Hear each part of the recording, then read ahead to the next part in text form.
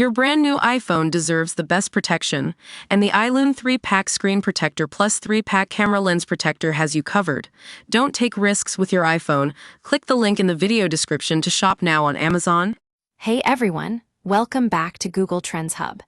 Today we're talking about a major shakeup in the world of smart TVs. If you've been following the latest news from Google, you might have heard that they're lowering the RAM requirements for their budget-friendly Google TVs. Now, at first glance, this might sound like a good thing, cheaper TVs with lower specs to make them more affordable for consumers. But let me tell you, it's not as simple as just cutting costs and saving some pennies. As someone who's been through the ringer with budget TVs in the past, I can attest that having enough RAM is crucial when it comes to performance. Take my first experience with Google's Chromecast with Google TV back in 2020. It was a bargain at $50, but it came with just 2 GB of RAM and an Amlogic S905X3 chip. The UI was smooth enough, but heavier apps like Kodi felt sluggish, and trying to breeze through multiple streaming services was a struggle. And when I upgraded to a TCL 4K QLED, things didn't get much better. The new TV came with more spacious storage and a quad-core Cortex-A55 CPU, which sounded promising on paper.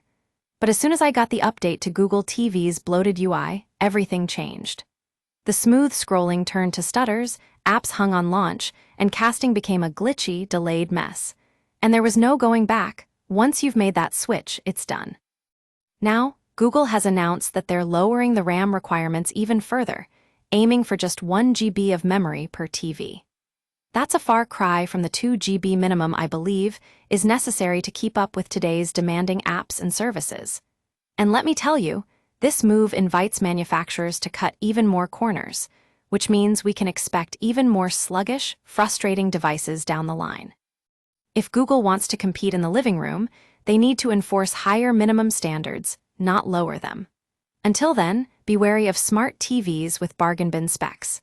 Trust me, you don't want to end up like I did, stuck with a barely functional UI and a TV that feels more like a chore than an entertainment hub. So if you're in the market for a new smart TV, do yourself a favor and look elsewhere. Invest in a solid Android TV box. It might cost a bit more upfront, but it'll give you the performance and reliability you deserve. And to Google Trends Hub viewers out there, let's make our voices heard.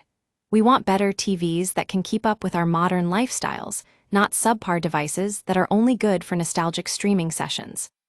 That's all for today, folks. Thanks for tuning in to Google Trends Hub.